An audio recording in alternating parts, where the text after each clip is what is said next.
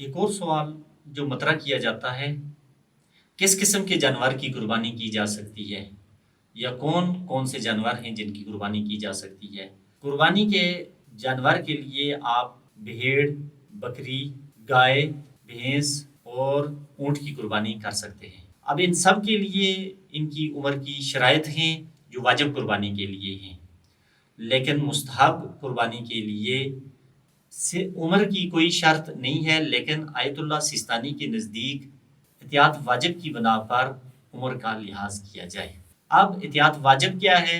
احتیاط واجب ایسی احتیاط کو کہتے ہیں کہ جہاں پہ مرجع تقلید نے کوئی فتویٰ نہ دیا ہو، اور اس میں آپ کسی اور جو ان کے بعد جس کو آپ اہلم سمجھتے ہیں اس کی طرف رجوع کر سکتے ہیں، لیکن احتیاط واجب یہ ہے کہ آپ سن کا لحاظ رکھیں۔